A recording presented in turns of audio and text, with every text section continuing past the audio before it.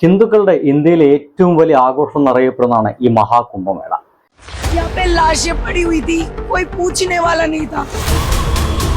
അതിനു വേണ്ടിയിട്ട് നമ്മുടെ ഇന്ത്യ ഗവൺമെന്റ് ചെലവഴിക്കുന്ന തുക എന്ന് വെച്ച് കഴിഞ്ഞാൽ അത് കോടികളാണ്. ആ കോടികൾ ചെലവഴിച്ചിട്ടാണ് കുംഭമേള അതിഗംഭീരമായിട്ട് നടത്തിക്കൊണ്ടിരിക്കുന്നത്. ഇപ്പോഴും അവസാനിച്ചിട്ടില്ല. ഇപ്പോൾ പുതിയ വാർത്തകളൊക്കെ വരുന്നത് ഇനിയുള്ള ദിവസങ്ങൾ ആ ഒരു കുംഭമേളയ്ക്ക് പോകാതിരിക്കലായിരിക്കും നിങ്ങളുടെ ജീവന് ഏറ്റവും നല്ലത് എന്നുള്ള വാർത്തകളൊക്കെ വന്നുകൊണ്ടിരിക്കുന്നുണ്ട്. But what use is discipline when the system collapses? और ये तो सिर्फ लापरवाही का नतीजा है. से लोग उस तरफ से लोग उस तरफ से लोग इस तरफ से लोग बैरिकेटिंग क्यों नहीं था? അവിടുത്തെ ഏറ്റവും കഷ്ടതയേറിയ നമുക്ക് സങ്കടം തോന്നുന്ന ഒരു അവസ്ഥ പോലും അവിടെ ഉണ്ടായി. അവിടെ VIP-കൾക്ക് പ്രത്യേകമായിട്ടുള്ള ചില ആനുകൂല്യങ്ങളൊക്കെ നൽകുന്നു. അവർക്ക് വളരെ പെട്ടെന്ന് കുംഭമേളയിലേക്ക് വരുവാനും അവിടുത്തെ ആ ഒരു നദിയിലൊന്ന് മുങ്ങിക്കുളിക്കാനുള്ള അവസരമൊക്കെ വളരെ പെട്ടെന്ന് കൊടുക്കുന്നു.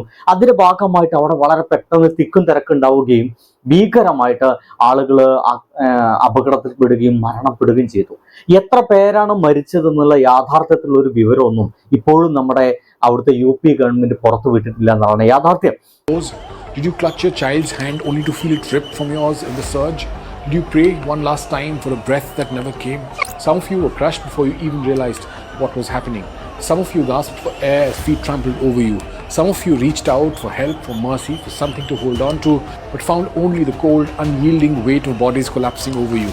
And after it was over, you found the pieces of your lives left behind. A pair of sandals separated, a bag torn open.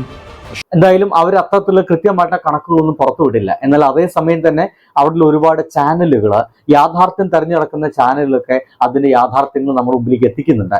ആയിരക്കണക്കിന് ആളുകളുടെ ഡ്രസ്സുകളാണ്, ആയിരക്കണക്കിന് ആളുകളുടെ ചെരുപ്പുകളാണ്, ആയിരക്കണക്കിന് ആളുകളുടെ ബാഗുകളും മറ്റു സംഗതികളുമാണ് ഇപ്പോൾ അവിടെ കുന്നുകൂടി കിടക്കുന്നത്. അതുപോലെ JCB കൊണ്ട് വലിച്ചു കൊണ്ടുപോയിട്ട് എവിടെയെങ്കിലൊക്കെ ഡംപ് ചെയ്യുന്ന പരിപാടിയാണ് നമ്മൾ കണ്ടുകൊണ്ടിരിക്കുന്നത്.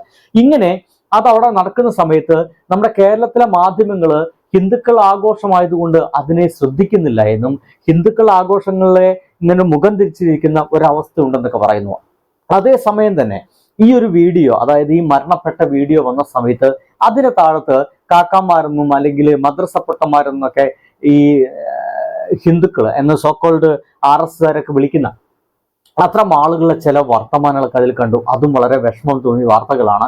എന്താന്ന് വെച്ച് കഴിഞ്ഞാൽ അവരെല്ലാം ചിരിക്കുകയാണ്. ചില ആൾക്കാർ ഇതിങ്ങനെയൊക്കെ തന്നെ സംഭവിക്കുമെന്ന് പറയാണ്. ഞാൻ ചോദിക്കുന്നത്, എന്നു മുതലാണ് നമ്മുടെ നാട്ടിലത്തെ ആളുകൾ ഇങ്ങനെ വല്ല സംഭവങ്ങൾ, ഫോർ എക്സാമ്പിൾ ഒരു മുസ്ലിം വിഭാഗത്തിന്റെ ആഘോഷത്തിന് വല്ല അപകടം പറ്റിക്കഴിഞ്ഞാൽ സോക്കോൾഡ് ഹിന്ദുക്കളെല്ലാം ആ ഒരു അപകടം നടന്ന ദൃശ്യത്തിന് താഴെ പോയിട്ട് ചിരിക്കുകയോ ചിരിയുടെ സ്മൈലി ഇടുകയോ അല്ലെങ്കിൽ ഇത് ഇങ്ങനെയൊക്കെ തന്നെ സംഭവിക്കുമെന്ന് പറയുകയോ ചെയ്യുക. അത് നേരെ ഓപ്പോസിറ്റ് സംഭവിക്കുക.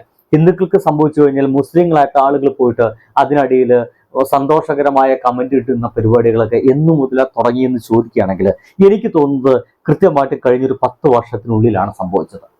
ഒന്നുകൂടി പറഞ്ഞു കഴിഞ്ഞാൽ മോഡി അധികാരത്തിൽ ഏറിയതിന് ശേഷമാണ് ഇത്തരത്തില് നമ്മുടെ മതപരമായിട്ട് ഇങ്ങനൊരു വേർതിരിവ് നമ്മുടെ നാട്ടിലുണ്ടായത്. ഈ ഒരു വേർതിരിവ് എങ്ങനെയെങ്കിലും കേരളത്തിലും കൊണ്ടുവരണമെന്ന് നിരന്തരം ആഗ്രഹിക്കുന്ന ആളുകളും തീവ്ര ഹിന്ദുത്വവാദികളൊക്കെ നമ്മുടെ കേരളത്തിലുണ്ട്.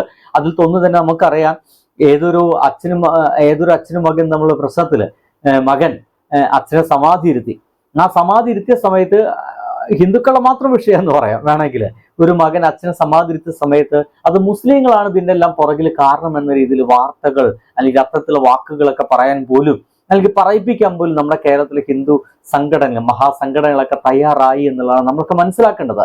അപ്പൊ ഇത് എങ്ങനെയെങ്കിലും കേരളത്തിലും കൂടി വരണം എന്നുള്ളതാണ്. അപ്പോഴാണ് കേരളത്തിൽ കുറെ ചാനലുകൾ ഉണ്ടോ, ഞാൻ പറയുന്നത് അസൽ വൃത്തികെട്ട ഈ സംഗീത ചാനലുകളാണ്.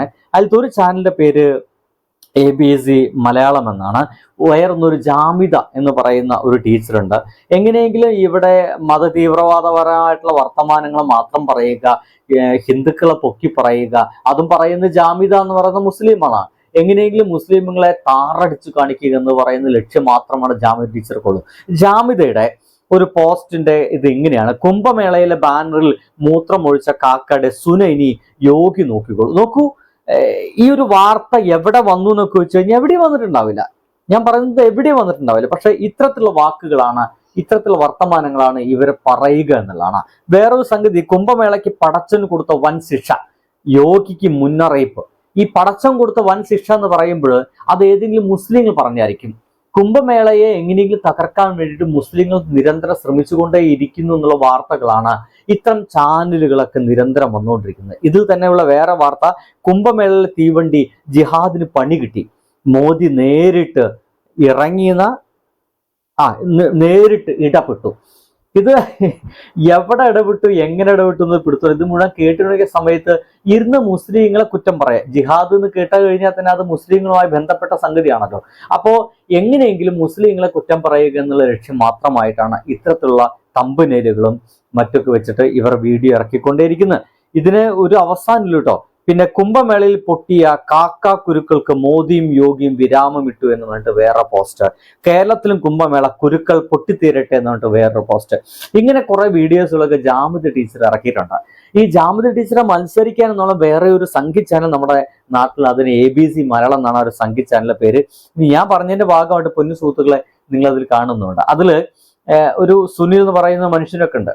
പച്ചവർഗീയത ഇരുന്ന് ഒരു മടിയും കൂടാതെ ഇരുന്ന് വിളിച്ചു പറയാൻ ഒരു നാണവുമാനില്ലാത്ത ആളുകളാണ്.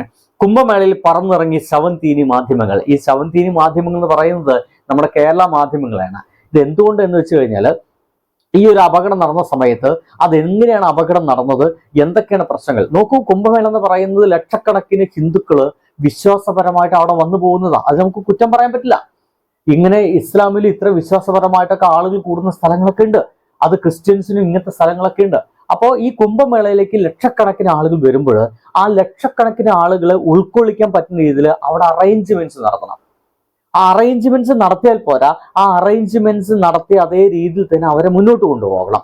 ഇനിയിപ്പോ VIP-കൾക്ക് വേറെ ഒരു സ്പേസ് ഉണ്ടെങ്കിൽ അവരാ വേറെ സ്പേസിലൂടെ തന്നെ കൊണ്ടുപോകാൻ നോക്കണം. VIP-ക്ക് പോകാൻ വേണ്ടിയിട്ട് അതുവരെയുള്ള അറേഞ്ച്മെന്റുകൾ മുഴുവൻ പൊട്ടിക്കാൻ നിന്ന് കഴിഞ്ഞാൽ അവിടെ മുഴുവൻ താളം പറ്റും. ഇവിടെ അതാണ് സംഭവിച്ചതെന്ന് അവിടെയുള്ള ആളുകളൊക്കെ കൃത്യമായിട്ട് പറയുന്നുണ്ട്. ആളുകൾ തലങ്ങും വിലങ്ങും വരികയാണ്. ഈ വഴിക്കും ആ വഴിക്കും ഈ വഴിക്കും വരികയാണ്. ബാരിക്കേഡുകളൊക്കെ തകർക്കുകയാണ്. സ്വാഭാവികമായിട്ട് ആ തിക്കും തിരക്കിലും പെട്ടുകൊണ്ട് ചവിട്ടി അമർന്നുകൊണ്ടാണ് നമ്മുടെ മനുഷ്യന്മാർ മരിച്ചു പോകുന്നത്. അത് പുണ്യമായിട്ടുള്ള മരണമൊന്നുമല്ല. അത് പുണ്യമായിട്ടുള്ള മരണമെന്ന് പറയാനും പറ്റില്ല. കാരണം അവർ ആ മരണം ആഗ്രഹിച്ചിട്ടല്ല അങ്ങോട്ട് പോയത്. ആ കുംഭമേളയിലേക്ക് പോയിട്ട് ആ ജലത്തില് ഒന്ന് മുങ്ങി നിവർന്നു കഴിഞ്ഞാൽ തന്റെ എല്ലാ പാപങ്ങളും തീരും എന്നുള്ള വിശ്വാസത്തിന് പുറത്തു പോയതാണ്. ഇത് പാപം തീരില്ല, ഇത് ജീവൻ തന്നെ തീരുന്ന അവസ്ഥയിലേക്കാണ് അവിടെ കാര്യങ്ങൾ പറയുന്നത്. അതുകൊണ്ട് തന്നെ അടുത്തൊരു വാർത്ത ഇവരെ വന്നിരിക്കുന്നത്, കുംഭമേള അട്ടിമറിക്ക് മുന്നിൽ ചെങ്കൊടി സംഘം. ഈ ചെങ്കൊടി കേട്ട് കഴിഞ്ഞത് കമ്മ്യൂണിസ്റ്റുകാരുടെ കൊടിയാന്നുള്ള ഒരു ധാരണ സ്വാഭാവികമായിട്ട് എല്ലാവർക്കും ഉണ്ട്. അപ്പൊ ഇവിടുന്ന് കുറെ കമ്മ്യൂണിസ്റ്റുകാർ അവിടെ പോയിട്ട് പ്രശ്നം ഉണ്ടാക്കി എന്ന രീതിയിലാണ്. ഇന്ന് ഇതിന് വല്ല വ്യക്തതയുണ്ടോ? ഇതിന് വ്യക്തമായിട്ട് കൃത്യമായിട്ട് ഇവര് ഇത് എന്തെന്ന് പറയാൻ ശ്രമിക്കുന്നുണ്ടോ? ഇല്ല. ചുമ്മാ ഒരു ചെങ്കൊടി സംഘം എന്നുള്ള ഒരു വാക്ക് മാത്രം പറഞ്ഞുകൊണ്ട് അതിന് പുകമറ ഇട്ടുകൊണ്ട് ഇത് മോഡിയുടെ കുറ്റമല്ല, ഇത് യോഗി ആദിത്യനാഥിന്റെ കുറ്റമല്ല, ഇത് അവിടുത്തെ വേറെ കുറച്ച് ആൾക്കാർ അവിടെ പ്രശ്നം ഉണ്ടാക്കാൻ വന്നതിന്റെ ഭാഗമായിട്ട് അവിടെ പാവങ്ങള് തിക്കും തിരക്കിലും പെട്ട് മരിച്ചു പോയതാണ്. അല്ല കുംഭമേള നടത്തിയത് കൊണ്ടല്ല. ലക്ഷക്കണക്കിന് ആളുകളെ ഉൾക്കൊള്ളിക്കാൻ പറ്റുന്ന രീതിയിൽ അവിടെ അറേഞ്ച്മെന്റ് നടത്താത്തത് കൊണ്ടുമല്ല. ഇനി മരണപ്പെട്ടു പോയ ആൾക്കാരുടെ കൃത്യമായിട്ട് ലിസ്റ്റ് എടുക്കാൻ പറ്റാത്തത് കൊണ്ടുമല്ല. ഞാൻ എന്ത് പറയാനാണ്? എന്തായാലും അടുത്ത് പറയുന്നത്, കുംഭമേള അട്ടിമറിക്കാൻ കേരള ടീം പ്രയാഗിൽ. ഈ കേരള ടീം പ്രയാഗ് എന്ന് പറയുന്നത് ഈ കുംഭമേളയിലേക്ക് വരുന്ന ആൾക്കാരുടെ കൃത്യമായിട്ടുള്ള അവസ്ഥ, കുംഭമേളയിൽ സംഭവിച്ചുകൊണ്ടിരിക്കുന്ന ഈ മരണത്തിന് കൃത്യമായ അവസ്ഥ അവിടെ ഈ അപകടം നടന്നപ്പോൾ മാത്രമാണ് എനിക്ക് തോന്നുന്നത് കേരള മാധ്യമങ്ങൾ ശ്രദ്ധിക്കാൻ തുടങ്ങിയത്. അല്ലാതെ ഇത് കുറച്ച് സംഘികളുടെ കുറച്ച് കൂട്ടമായിട്ടുള്ള കുറെ കഞ്ചാവ് അടിച്ച കുറെ സന്യാസിമാരുടെ കോലാഹലങ്ങൾ എന്ന് മാത്രമായിരുന്നു കേരളത്തിലെ മാധ്യമങ്ങൾ വിചാരിച്ചത്. അതുകൊണ്ട് തന്നെ കുംഭമേളയെ വലിയ പ്രകീർത്തിക്കുന്ന വാർത്തകളൊന്നും കൊടുത്തിട്ടില്ല. മാതൃഭൂമി പോലെയുള്ള ചാനലിൽ ചിലപ്പോൾ അല്ലെങ്കിൽ വാർത്താ മാധ്യമങ്ങൾ വന്നിട്ടുണ്ടായിരിക്കും. സംഗീത ചാനലുകളിലും ഇത്തരം അമൃത പോലെയുള്ള, അതുപോലെ തന്നെ വേറെ ഒന്നുണ്ടല്ലോ ചാണകം ചാനൽ, ആ ചാണകം ചാനലൊക്കെ വന്നിട്ടുണ്ടായിരിക്കും. അതല്ലാതെ വേറെ ചാനലിലൊന്നും ഇതിനെപ്പറ്റി വലിയ വാർത്തകളൊന്നും കൊടുക്കാറില്ല എന്നാണ് യാഥാർത്ഥ്യം. പക്ഷേ അവിടെ ഒരു അപകടം വന്ന സമയത്ത് കേരള മാധ്യമങ്ങളിൽ ഇടപെട്ടു. യോഗി അവിടെ നടത്തിയ അറേഞ്ച്മെന്റിന്റെ പ്രശ്നങ്ങളെ പറ്റി പറഞ്ഞു. അവിടെ കൃത്യമായിട്ടും അറേഞ്ച്മെന്റ്സ് ഇല്ല എന്നതിനെ കുറിച്ച് പറഞ്ഞു. അവിടുത്തെ ഈ ഭക്തന്മാരെല്ലാം വളരെ കഷ്ടപ്പെട്ടിട്ടാണ് ഇതൊക്കെ ചെയ്യുന്നതെന്ന് പറഞ്ഞു. അവിടുത്തെ VIP-കൾക്കുള്ള പ്രത്യേക പരിഗണന വലിയ പ്രശ്നങ്ങൾ അവിടെ ഉണ്ടാക്കുന്നുണ്ടെന്ന് പറഞ്ഞു. ഇതൊന്നും ഇവിടുത്തെ ABC ചില സംഘികൾക്ക് തീരെ പിടിച്ചിട്ടില്ല. അവരിതിനെതിരെ ശക്തമായിട്ട് പറഞ്ഞു എന്നുള്ളതാണ്, ശക്തമായിട്ട് അവർ എതിർക്കുന്നുള്ള. കേരള മാധ്യമങ്ങൾ അവിടെ പോയിട്ട് പ്രശ്നം ഉണ്ടാക്കുക എന്ന് പറയുന്നത് ഉള്ള പ്രശ്നത്തെ നാട്ടുകാർക്ക് യാഥാർത്ഥ്യത്തെ കാണിച്ചു കൊടുക്കുക മാത്രമാണ് അവർ ചെയ്യുന്നതെന്ന് ഇവർക്ക് മനസ്സിലാവുന്നില്ലെന്ന്. അത് മനസ്സിലാവില്ല. അവരങ്ങനെയൊക്കെ തന്നെയാണ് ഇത്തരം കാര്യങ്ങളൊക്കെ ഇടപെടുക എന്നുള്ളതാണ്. എന്തൊക്കെയായാലും ഇതൊക്കെയാണ് ഈ ഒരു സംഗതികളൊക്കെ വന്നുള്ള കാര്യങ്ങൾ. കുംഭമേളയിലെ ആ ഒരു മരണത്തെക്കുറിച്ച് അന്വേഷണം നടത്തേണ്ടത് തന്നെയാണ്, നമുക്കറിയാം. പക്ഷേ ഒരു തേങ്ങയും നടക്കാൻ പോകുന്നില്ല എന്നുള്ളതാണ് എനിക്ക് പറയാനുള്ളത്. ഒന്നും നടക്കില്ല. മരണപ്പെട്ടു പോയ ആൾക്കാരുടെ കൃത്യമായ ലിസ്റ്റ് കിട്ടത്തില്ല. ഒരുപക്ഷെ അവർ അവിടെ വെച്ചിട്ടെല്ലാം മരിച്ചു എന്ന് പോലുള്ള കാര്യങ്ങളൊക്കെ ആയിരിക്കും ഇനി ഭാവിയിൽ വരാൻ പോവുക. കാരണം ഇത് കേരളമല്ല സുഹൃത്തുക്കളെ, ഇത് ഉത്തരേന്ത്യയാണ്. അതുകൊണ്ട് കേരളത്തിൽ വരുന്ന റിപ്പോർട്ടുകൾ പോലെ തന്നെ സത്യസന്ധമായിട്ട് റിപ്പോർട്ടുകൾ അവിടുന്ന് വരുമെന്ന് നിങ്ങൾ തെറ്റിദ്ധരിച്ചു പോയാൽ നിങ്ങളോട് ഞാൻ എന്ത് പറയാനാണ്. ബൈ.